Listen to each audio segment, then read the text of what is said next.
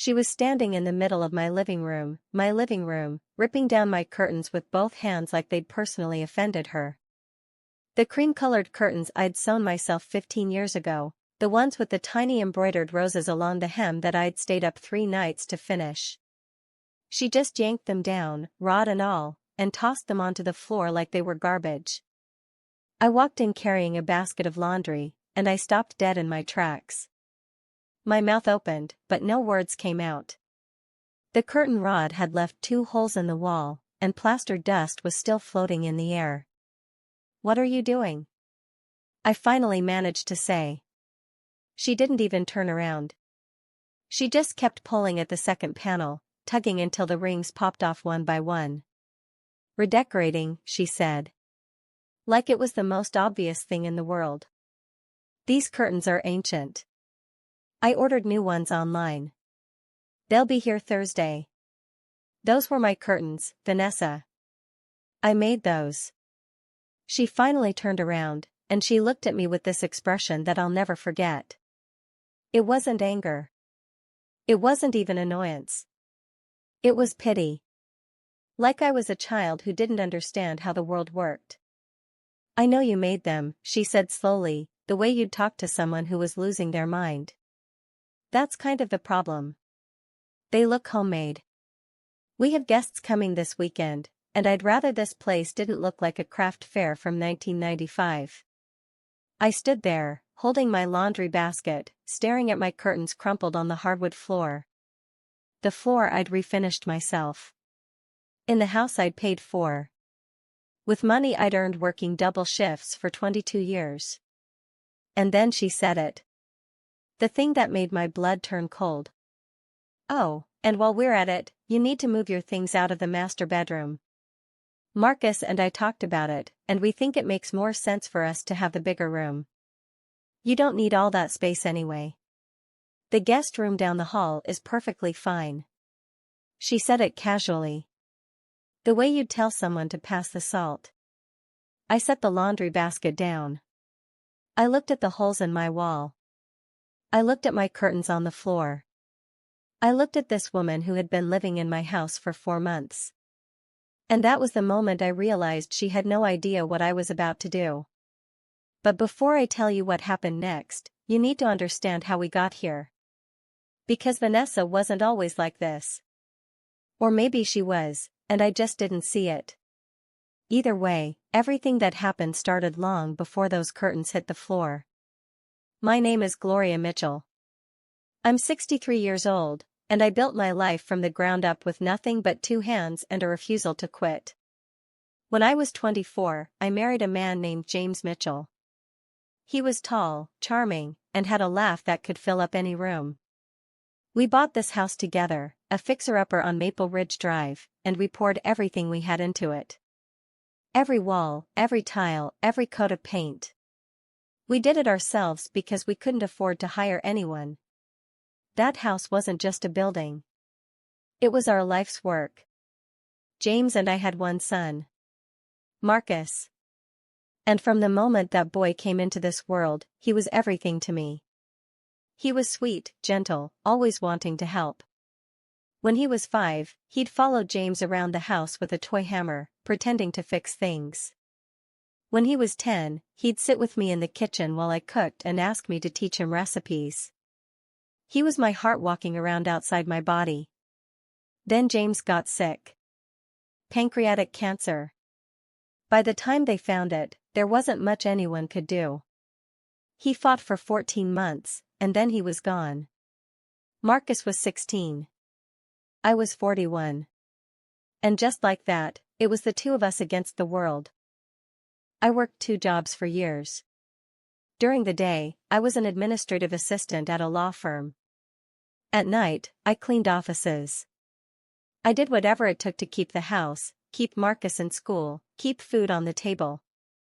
I paid off the mortgage by the time I was 55. Every single penny. That house was mine, free and clear.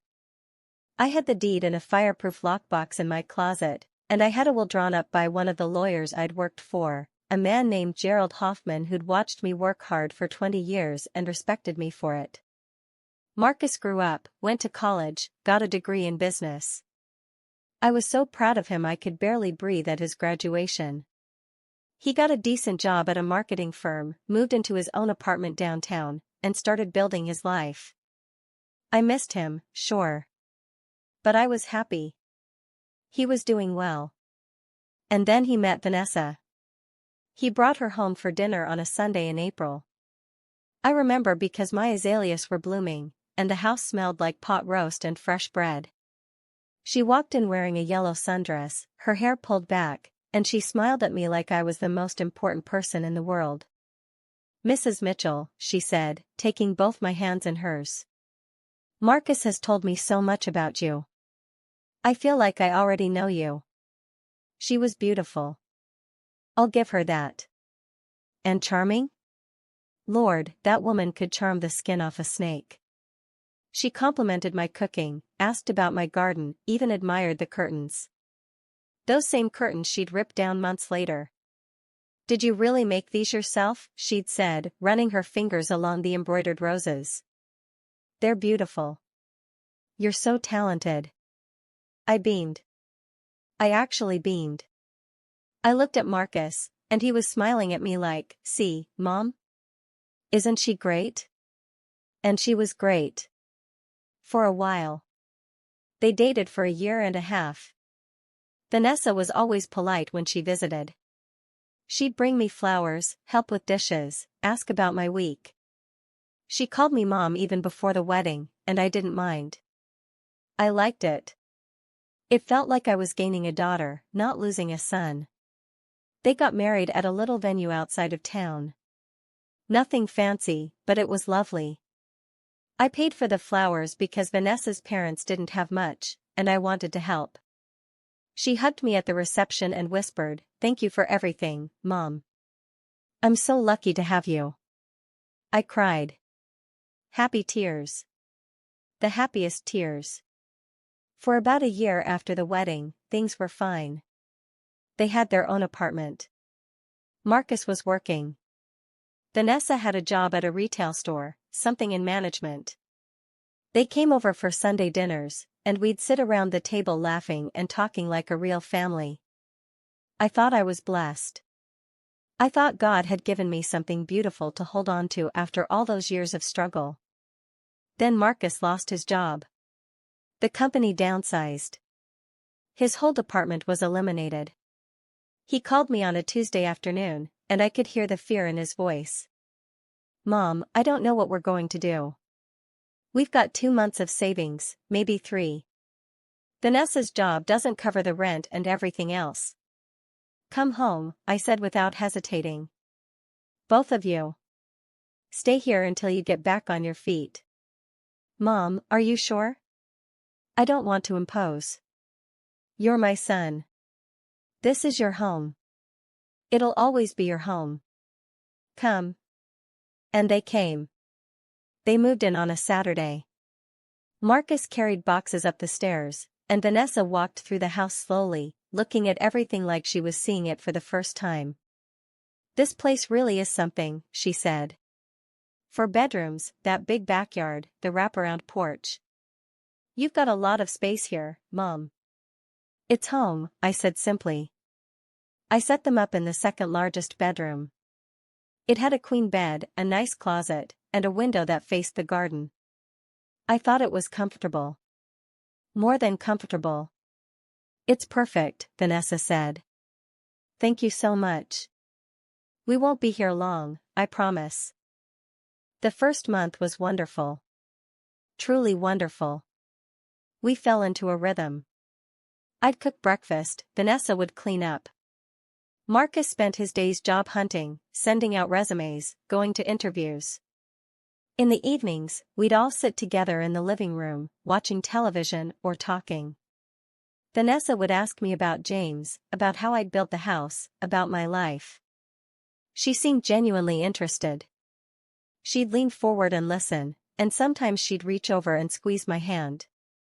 "You're so strong," she said one night. "I hope I'm half the woman you are someday." I loved her for that. I truly did. But then the second month came and things started to shift. Small things. Things so small that I almost didn't notice them. I came downstairs one morning and found the kitchen rearranged. The pots and pans I'd kept in the lower cabinet were now in the upper cabinet. The spice rack had been moved from beside the stove to the other side of the kitchen. My cast iron skillet, the one James had given me for our 10th anniversary, was in the back of the pantry like it had been put away permanently. "Vanessa, did you move things around in here?" I asked. She was sitting at the table drinking coffee, scrolling through her phone. "Oh, yeah. I hope you don't mind. I just reorganized a little. The flow was kind of off. It's more efficient this way." "I've had it set up this way for 20 years, I said carefully. "I know where everything is." She looked up and smiled. "That's kind of the point. Sometimes you don't realize something could be better because you've been doing it the same way forever." I didn't argue. I told myself she was just trying to help. I told myself I was being rigid. A few days later, she cooked dinner without telling me. I came home from my book club meeting to find the kitchen full of steam and unfamiliar smells. She'd made some kind of Thai curry with coconut milk and lemongrass. "I thought I'd give you a night off," she said. "You cook so much. You deserve a break." "That's sweet," I said. "But I had a pot roast planned for tonight." "Pot roast?" She wrinkled her nose just slightly. It was quick, barely noticeable. "We had pot roast last week.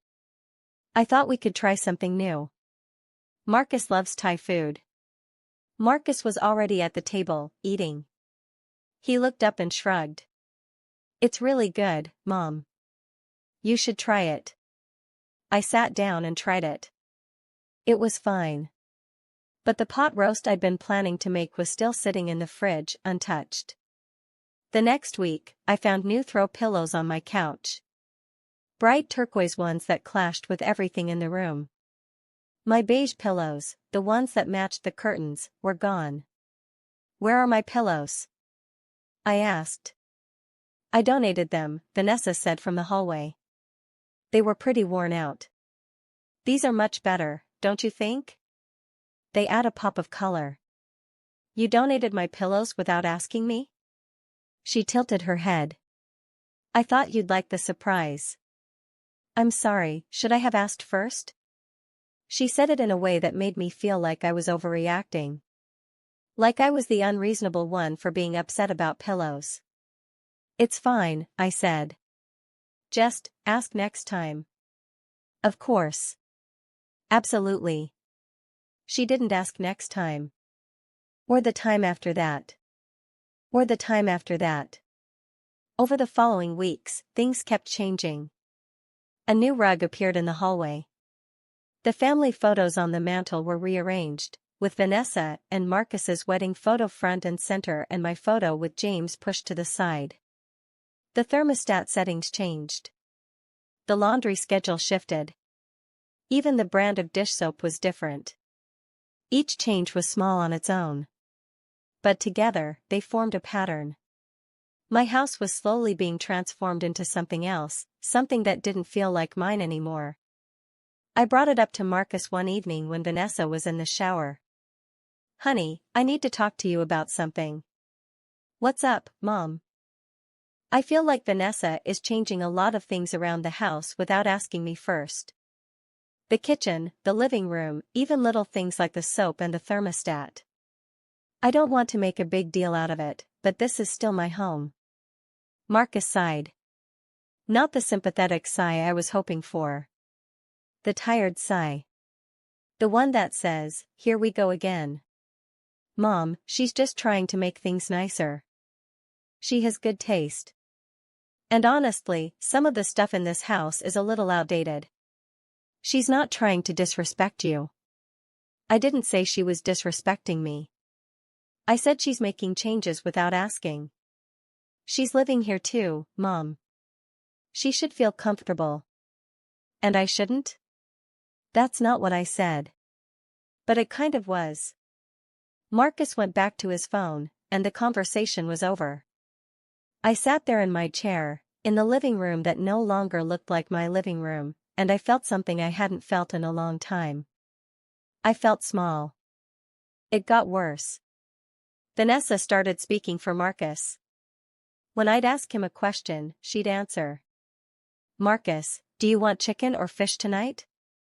We're actually thinking of ordering in, Vanessa would say before he could open his mouth.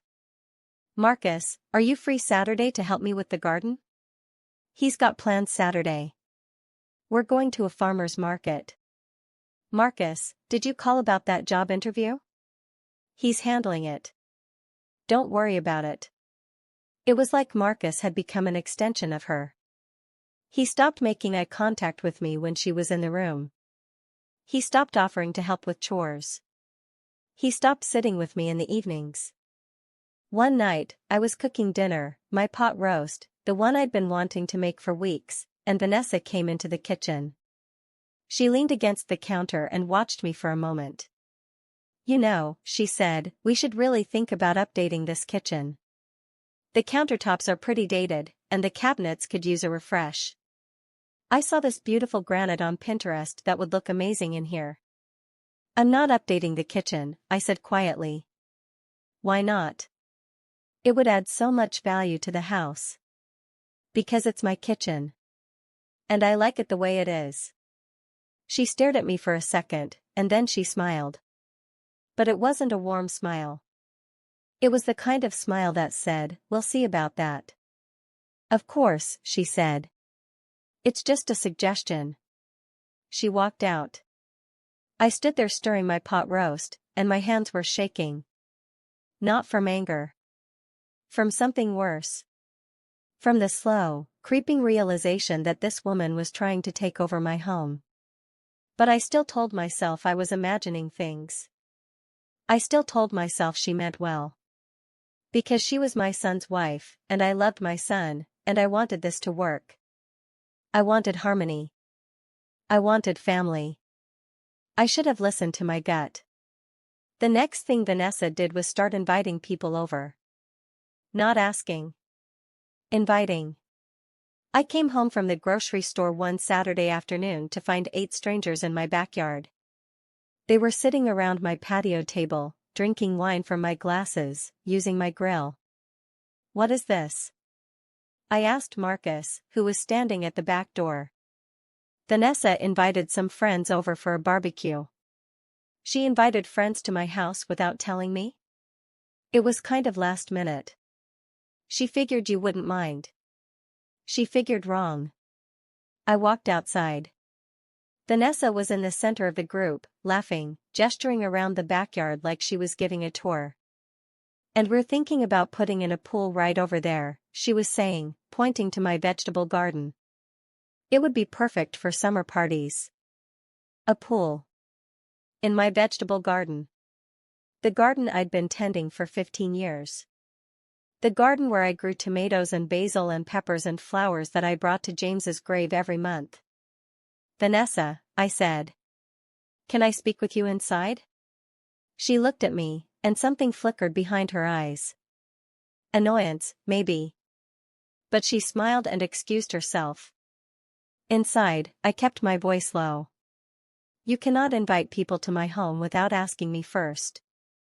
It's a barbecue, not a crime, she said. I didn't think it was a big deal. It is a big deal. This is my house. Technically, we all live here. Technically, you're a guest. The word hit her like a slap. She was trying to help. She was trying to control. Mom. His voice was sharp. Sharper than he'd ever spoken to me. Vanessa is my wife. She's part of this family. If you can't find a way to get along with her, then maybe we need to talk about different arrangements. Different arrangements? What does that mean? He didn't answer right away. He looked down at the table, and I could see him wrestling with something. But he didn't say what I needed him to say. He didn't say, "You're right, Mom. I'll talk to her." He didn't say, "This is your house, and she needs to respect that.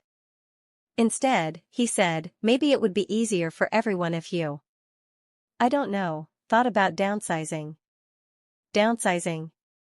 My son, my baby, the boy I'd raised alone, the boy I'd worked 2 jobs to feed and clothe and educate, was suggesting I downsize.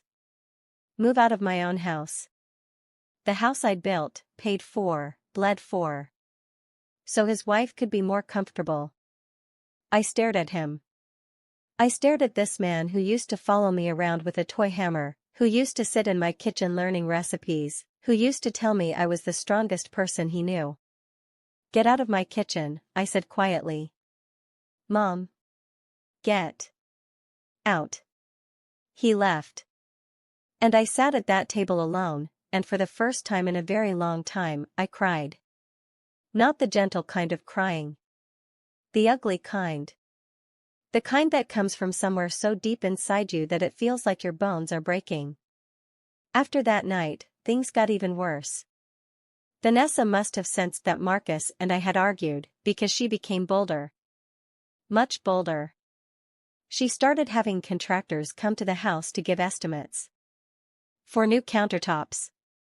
For new flooring. For that pool she wanted in my garden. They'd show up with clipboards and measuring tapes, and she'd walk them through the house like she owned it. We're thinking of opening up this wall, she told one contractor, gesturing at the wall between the kitchen and the dining room. It would really modernize the layout. Excuse me, I said from the doorway. Nobody is opening up any walls. The contractor looked uncomfortable. Vanessa smiled at him. Don't mind her. She's just resistant to change. We'll be in touch. After the contractor left, she turned to me. You really need to stop embarrassing me in front of people. Embarrassing you? You're inviting strangers into my house to tear down my walls. I'm trying to improve this house. Do you have any idea what this place could be worth with some updates? We're sitting on a gold mine, and you want to keep it looking like 1998. This is not your house to improve.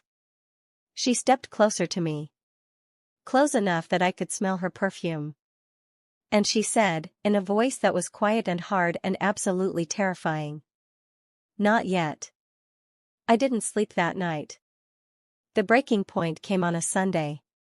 I remember because Sundays were supposed to be sacred. Sundays were for church, for family dinners, for peace. But there was no peace left in my house. I'd invited my friend Dorothy over for lunch. Dorothy had been my friend for 30 years. She'd been there when James died. She'd been there through everything. I wanted one afternoon of normalcy, one afternoon of sitting with someone who still treated me like a person. We were in the living room, drinking tea, when Vanessa came downstairs. She was dressed up, full makeup, heels, like she was going somewhere. But she wasn't going anywhere. She sat down across from us and started talking. So you're Dorothy, she said. Gloria talks about you all the time. All good things, I hope, Dorothy said with a polite smile. Mostly. She talks about the past a lot. You know how it is with older people. Everything was better back then. She laughed. Dorothy didn't. Vanessa, I said carefully. Dorothy and I were just catching up. Oh, I don't want to interrupt. I just thought I'd say hello. She paused, then looked at Dorothy. Has she told you about the changes we're making to the house? It's going to be gorgeous. New kitchen, new floors, maybe even an extension out back. Dorothy looked at me. I shook my head slightly. No changes are being made, I said. Vanessa laughed again. She's so stubborn. But we'll get there. Marcus and I have plans. Plans for what? Dorothy asked, and I could hear the protective edge in her voice. For the house. For the future. I mean, Gloria's not going to live here forever, right? Someone has to think ahead. The room went silent. Dorothy set down her teacup. I could see her jaw clenching. Gloria, Dorothy said, looking directly at me. Can I talk to you in the kitchen? We went to the kitchen. Dorothy grabbed both my hands. Gloria, what is going on in this house? It's complicated. No, it's not.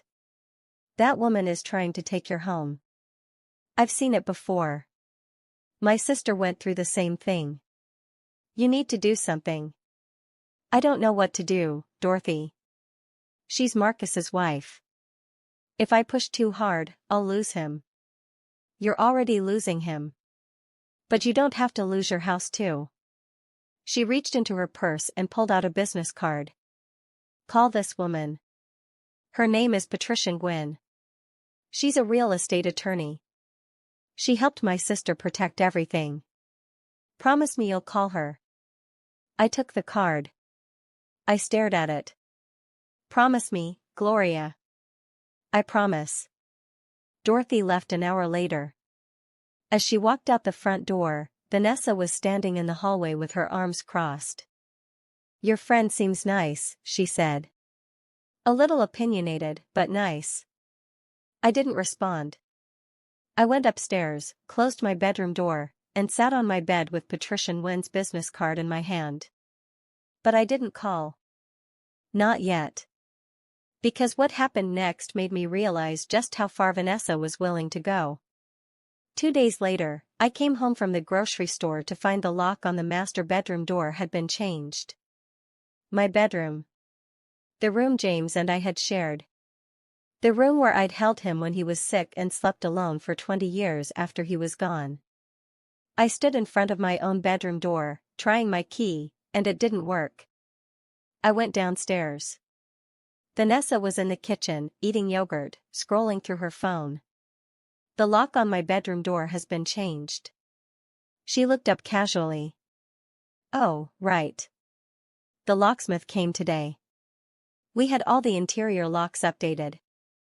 Security purposes. Where's my key? She reached into a drawer and pulled out a key. She held it out to me. Here you go. But while we're on the subject, Marcus and I really do need the master bedroom. We talked about it, and it just makes sense. We need the space. The closet in our room is too small for both of us. I already told you. I'm not moving out of my bedroom. Gloria. She used my first name. Not Mom. Not Mrs. Mitchell. Gloria. Let's be realistic here. You're one person. You don't need a master suite. We're a couple. We need the room. It's practical. Practical. Yes. Let me tell you what's practical, Vanessa. What's practical is remembering that you are living in my house rent-free because my son lost his job. What's practical is showing some gratitude instead of treating me like an inconvenience. And what's practical is understanding that if you ever change a lock in my house again without my permission, you will find your belongings on the front lawn. Her eyes went wide. Then they went narrow. Then she smiled. That cold, calculating smile. Are you threatening to kick us out? Your own son? I'm telling you to stay in your lane. My lane? This is my home too. No. It isn't. She set down her yogurt. She stood up. And she said something that I will never, ever forget. You should be grateful we're here, Gloria. You're getting old. You can't manage this place by yourself anymore. What are you going to do, rattle around in this big house alone until you fall down the stairs and nobody finds you for 3 days? We're doing you a favor by being here. So maybe instead of fighting me on every little thing, you should be thanking me. She walked out of the kitchen. I heard her go upstairs. I heard the master bedroom door open and close, and I heard the new lock click into place from the inside. She'd moved into my bedroom. While I was at the store, she'd moved their things into my room. I walked upstairs slowly. I tried the master bedroom door. Locked. I could hear her inside, humming. Humming. My things were in the hallway. My clothes on hangers, draped over the banister. My jewelry box on the floor.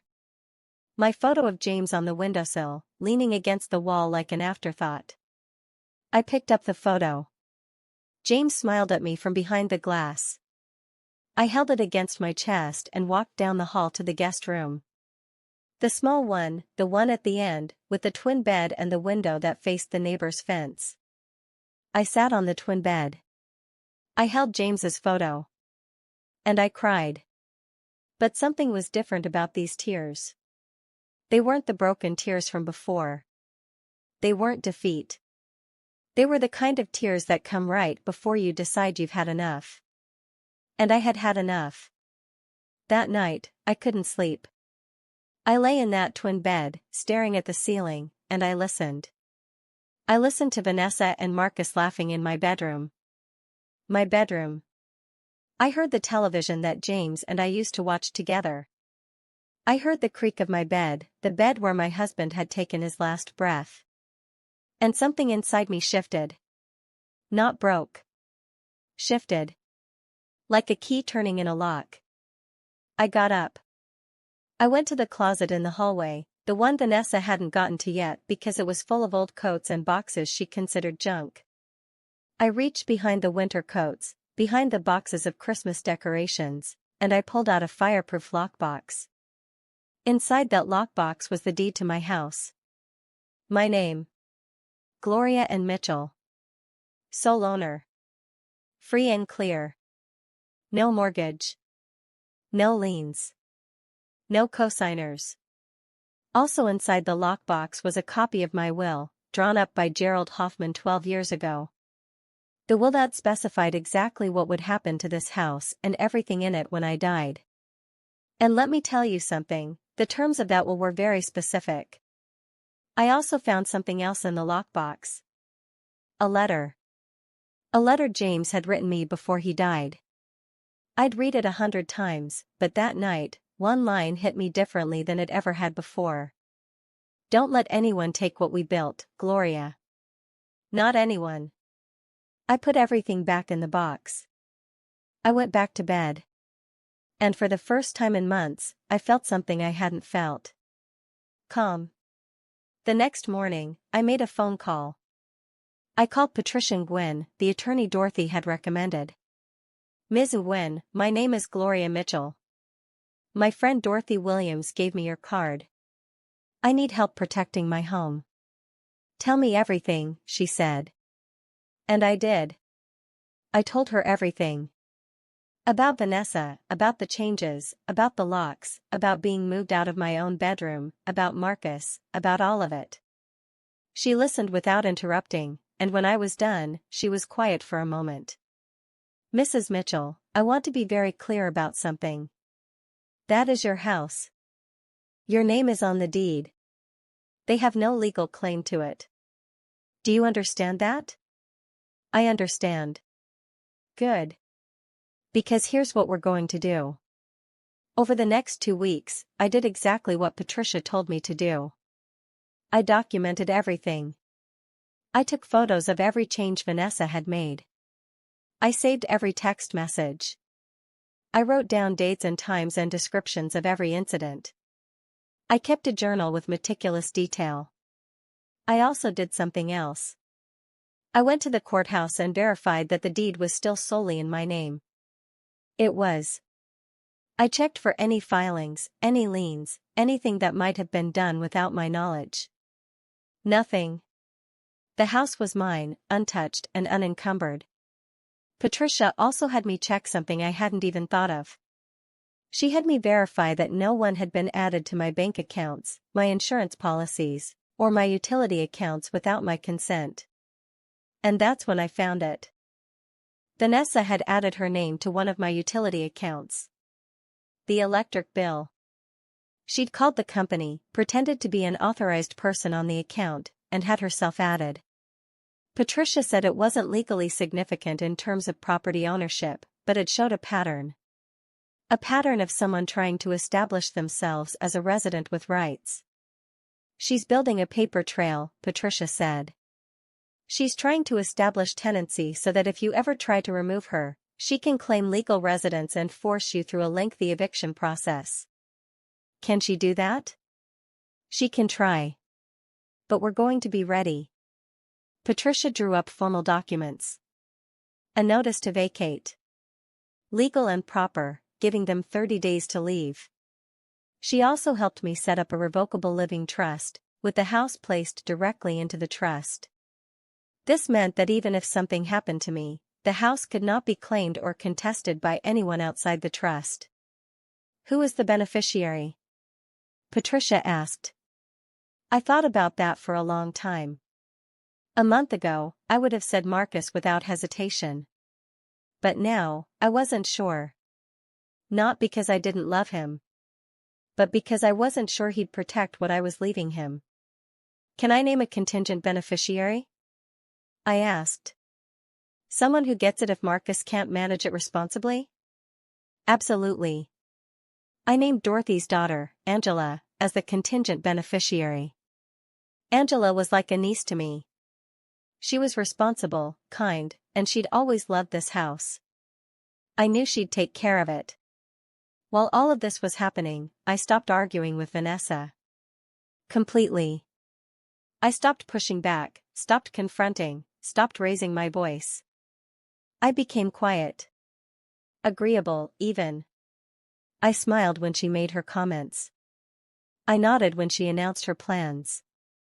I said okay and that's fine and whatever you think is best. She was confused at first. Then she was suspicious. Then she was triumphant. She thought she'd won. She thought I'd finally accepted my place. The old woman in the small room at the end of the hall, out of the way, out of the picture. I'm glad you're coming around, she said to me one evening. I think this is better for everyone. I think you might be right, I said. She smiled. The victorious smile. She had no idea. One evening, about 3 weeks after I'd first called Patricia, I overheard something that confirmed everything I'd suspected. I was coming upstairs to get a glass of water, and Vanessa and Marcus were in the bedroom, my bedroom, with the door slightly ajar. I've been looking at the property value, Vanessa was saying. This house is worth at least $400,000, probably more with the lot size and the location. If we do the renovations I'm planning, we could push it to $500. Vanessa, it's my mom's house. For now. But think about it, Marcus. She's 63. She's not going to live here forever. And when the time comes, we need to make sure we're positioned. Positioned for what? To inherit. To sell. To do whatever makes sense for our future. But we can't do that if she's fighting us on every little thing. She hasn't been fighting lately. Exactly. She's finally getting with the program. A few more months, and I think we can start talking to her about signing things over. Signing things over? The deed, Marcus. If she puts our names on the deed now, we can avoid a lot of hassle later. Estate taxes, probate, all of that. It's just smart planning. I don't know, Vanessa. That feels. It feels like what? Like securing our future? Like being responsible adults? Your mother is alone, Marcus. She needs someone to take care of her and take care of this property. That's us. But we can't do it properly if we don't have legal standing. Silence. I'll think about it, Marcus said. Don't think too long. I stood in that hallway, and I felt every emotion a person can feel in the span of 10 seconds. Rage. Betrayal. Grief. Fear. And then, underneath all of it, something hard and bright and unbreakable. Resolve. The next day, I called Patricia. It's time, I said. I want to serve the notice. Are you sure? I've never been more sure of anything in my life. Then let's do it. We set a date. The following Saturday. Patricia would be there, and so would Dorothy. I'd have witnesses, I'd have documentation, and I'd have the law on my side. But first, I needed to do one more thing. I needed to see if my son was still in there. If the boy I'd raised, the boy with the toy hammer, the boy who'd sat in my kitchen and called me the strongest person he knew, was still somewhere inside the man standing in my hallway siding with a woman who wanted to steal his mother's home. On Thursday evening, I knocked on the master bedroom door. Marcus answered. "Can we talk?" I said. "Just the two of us." He looked back into the room. Vanessa was on the bed, watching us. "Go ahead," she said. "But don't be long. We have dinner reservations." Dinner reservations. Using money they didn't have, in a house they didn't own. Marcus and I sat in the kitchen. I made tea. I set a cup in front of him. "Do you remember when you were 7, I said, and you fell off your bike and scraped your knee so badly it needed stitches?" He smiled, just slightly. "I remember. You carried me 6 blocks to the clinic because we didn't have a car. And I sat with you in that waiting room for 4 hours because they were short-staffed. And when they finally stitched you up, you looked at me and said, 'Mom, you didn't have to carry me. I could have walked.' And I said, 'I'll always carry you when you need me to,'" he finished. His voice was quiet. "I meant it then. I mean it now.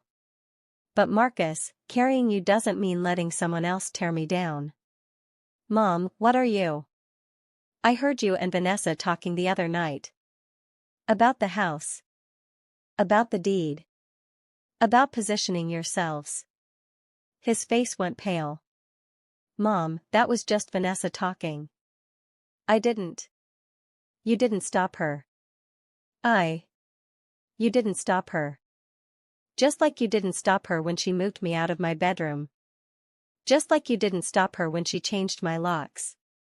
Just like you didn't stop her when she insulted me in front of my own friend. You sat there, Marcus. You sat there and you let it happen." He stared at the table.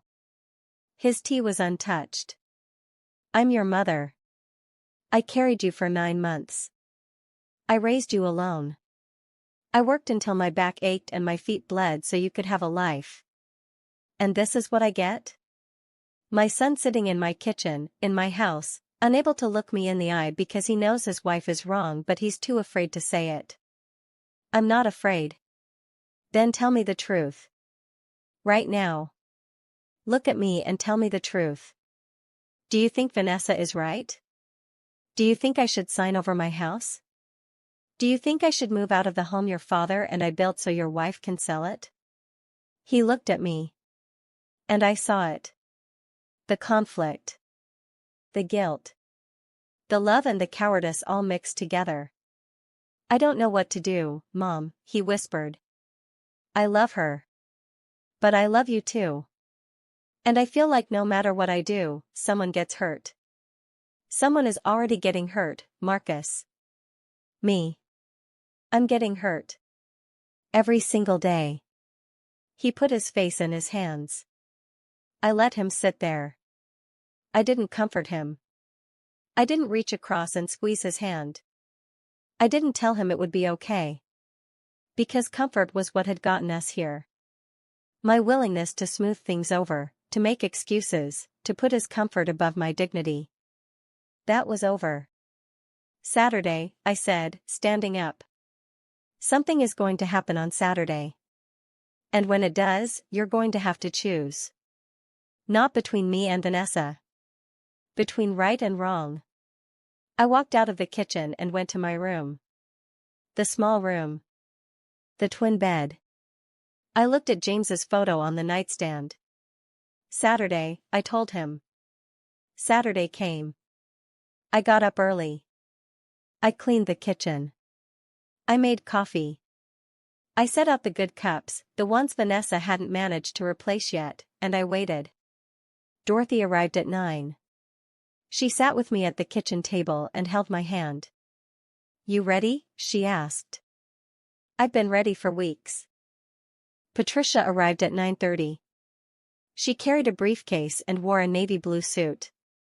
She looked like someone you did not want on the opposite side of a courtroom. "Good morning, Mrs. Mitchell," she said. "Everything is prepared." "Thank you, Patricia." At 10 o'clock, Vanessa came downstairs. She was in her robe, hair wrapped in a towel, clearly not expecting company. She stopped at the bottom of the stairs and looked at the three of us sitting at the kitchen table with a briefcase between us. "What's going on?" she asked. "Sit down, please," I said. "Why? Who are these people?" "This is my attorney, Patricia Gwynn." "And you know Dorothy?" Vanessa's eyes darted from Patricia to Dorothy to me. I could see the calculations happening behind her eyes. "Why do you have an attorney here?" "Sit down, Vanessa." Something in my voice made her sit. Maybe it was the calm. The absolute, unshakable calm. "Marcus," she called out. "Marcus, come down here." Marcus appeared on the stairs a minute later, still in his pajamas. He looked at the scene in the kitchen and froze. "Mom? What's going on?" "Sit down, son." He sat next to Vanessa. She grabbed his hand. He let her. Patricia opened her briefcase. She pulled out a folder and placed it on the table. "Mrs. Mitchell has asked me to be here today to clarify some legal matters regarding this property," Patricia said. Her voice was professional, steady, and authoritative. "The property located at 47 Maple Ridge Drive is owned solely by Gloria and Mitchell. The deed is in her name alone. There are no co-owners, no liens, and no encumbrances. The mortgage was paid in full 8 years ago. Additionally, Mrs. Mitchell has recently placed this property into a revocable living trust, of which she is the sole trustee and primary beneficiary." Vanessa's face changed. It was subtle, but I saw it. The color drained just slightly. Her grip on Marcus's hand tightened. "What does that mean?" Vanessa asked. "It means," Patricia continued, "that this property cannot be claimed, contested, or transferred without Mrs. Mitchell's explicit written consent. No one can be added to the deed, the trust, or any related accounts without her authorization. Any attempt to do so would be considered fraud." Silence. Furthermore, Patricia said, pulling a document from the folder, "Mrs. Mitchell is exercising her legal right as sole owner and resident to issue a formal notice to vacate." She placed the document on the table in front of Vanessa and Marcus. It was crisp, typed, official. 30 days notice. Vanessa stared at it. Then she laughed. A high, brittle laugh. "You can't be serious." "I've never been more serious," I said. "You're kicking out your own son?" "I'm asking you to leave my house. Both of you. You have 30 days. Marcus." Vanessa turned to him. "Say something." Marcus was staring at the notice. His face was white. His hands were trembling. "Mom," he said. "Please. Can we talk about this?" "We've talked, Marcus. 4 months. I've talked and talked and talked, and you didn't listen. You let this woman move me out of my bedroom. You let her change my locks. You let her disrespect me in my own home. You let her plan to take my property. I'm done talking. I didn't know about the property stuff. I swear, I didn't. You knew enough. You knew she was wrong, and you chose her anyway. Every single time. That's not. This is not a negotiation," Patricia interjected calmly. "This is a legal notice. You have 30 days to vacate the premises. If you do not comply, Mrs. Mitchell will pursue formal eviction proceedings through the court." Vanessa stood up so fast her chair scraped across the floor. "You can't do this to us. We have rights. We live here." "You live here as guests," Patricia said. "You pay no rent, you have no lease, and your names appear on no ownership documents. Under state law, you are considered at-will occupants, and the homeowner has every right to issue a notice to vacate with appropriate notice, which is what she is doing. Vanessa's mouth opened and closed. She looked like she was trying to find a weapon and realizing she had none. This is insane, she spat. Marcus, are you going to let her do this? Marcus looked at me. And for the first time in months, I saw my son. Not the man Vanessa had shaped him into. My son. The boy with the toy hammer. The boy who used to look at me like I could fix anything. Mom, he said, and his voice cracked. I'm sorry. I know you are.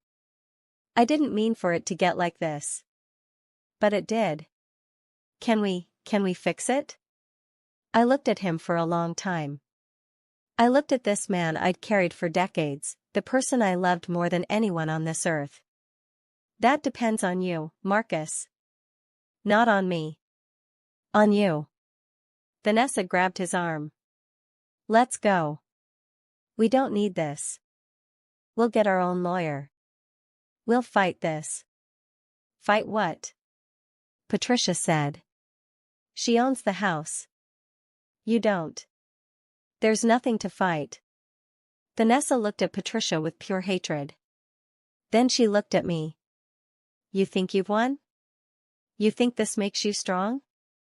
You're just a bitter, lonely old woman who can't stand that her son loves someone more than her. Dorothy stood up. That's enough. Stay out of this. I said that's enough. You've disrespected this woman in her own home for the last time. Take your 30 days and be grateful she gave you that much. Vanessa stormed out of the kitchen. We heard her stomping up the stairs, slamming doors, throwing things. Marcus sat at the table, his head in his hands. Marcus, I said gently. I love you. I will always love you. But I will not let anyone, not even you, take what your father and I built. Not through manipulation. Not through silence. Not through anything. I know, Mom. You have 30 days. Use them wisely. Figure out what kind of man you want to be. He nodded. He wiped his eyes. And then he got up and went upstairs. Patricia packed up her briefcase. She shook my hand. You did the right thing, Mrs. Mitchell. It doesn't feel right. It rarely does. But it is. Dorothy stayed after Patricia left. We sat in the kitchen for a long time, drinking tea, not saying much. The house was quiet, except for the occasional sound of packing from upstairs. How do you feel? Dorothy asked. Like I just had surgery. Everything hurts, but I know it was necessary. It was. Over the next 30 days, the house felt like a waiting room. Vanessa barely spoke to me. When she did, it was cold, clipped, hostile. She walked past me like I was furniture. She slammed doors. She made phone calls in hushed, angry tones. Marcus was different. Quieter. I'd catch him looking at me sometimes, and there was something in his eyes that hadn't been there in months. Guilt, yes. But also something like recognition. Like he was seeing me, really seeing me, for the first time in a long time. On the 22nd day, he came to my room. The small room with the twin bed. He knocked softly. Mom? Can I come in? Come in. He sat on the edge of the bed. He looked around the room, at the cramped space, at the twin bed his mother had been sleeping in while his wife occupied the master suite. I can't believe I let this happen, he said. Neither can I. I was weak. I know that. I was so focused on keeping Vanessa happy that I forgot who I was. Who you raised me to be. And who did I raise you to be? Someone who protects the people he loves. All of them. And did you? No. I failed you, Mom. I failed you badly. I reached over and took his hand. You did. But failing isn't the same as being lost forever. You can still make this right. How? By being honest with yourself about what you want. And about who Vanessa really is. He was quiet for a long time. I'm not sure we're going to make it, he said. Vanessa and me. This whole thing, it showed me things about her that I don't think I can unsee. That's between you and her. But whatever you decide, remember this, love doesn't require you to become someone you're ashamed of. He squeezed my hand. He leaned over and kissed my forehead. And he whispered, I'm sorry, Mom.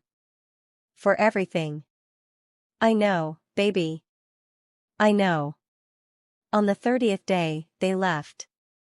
Vanessa walked out first, carrying 2 suitcases, her jaw set, her eyes straight ahead. She didn't look at me. She didn't say a word. She got into the car and slammed the door. Marcus came down the stairs with the last of their boxes. He set them by the door and turned to me. I found an apartment, he said. It's small, but it's okay. Good. Can I still come for Sunday dinner sometime? I smiled. The first real smile in months. You can always come for Sunday dinner. This will always be your home, Marcus. But it's my home first. He hugged me. A long, tight hug. The kind of hug he used to give me when he was small and the world felt too big. I held him, and I let myself feel it. The love. The sadness. The hope. Then he let go, picked up his boxes, and walked out the door. I stood on the porch and watched them drive away. Vanessa didn't wave. Marcus looked back once, through the rearview mirror, and I raised my hand. Then the car turned the corner, and they were gone. I went inside. I walked through my house slowly. The kitchen with the rearranged cabinets. The living room with the turquoise pillows. The master bedroom that still smelled like Vanessa's perfume. I started putting things back. One by one. The cast iron skillet went back beside the stove. The spice rack went back to its rightful place. The family photos were rearranged, with James front and center where he belonged. The turquoise pillows went into a donation bag. I changed the locks. All of them. New keys, just for me. I called the utility companies and took back every account. And then I went to the closet, pulled out my sewing supplies, and sat down at my machine. I had new curtains to make. It took me a week to finish them. Cream-colored, with tiny embroidered roses along the hem. Just like the ones before. I hung them up on a Sunday morning.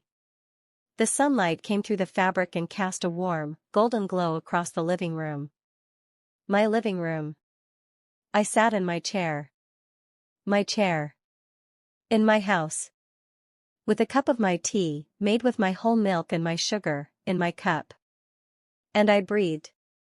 3 months later, Marcus came for Sunday dinner. Alone. He and Vanessa were separated. He said she'd moved back to her parents' house.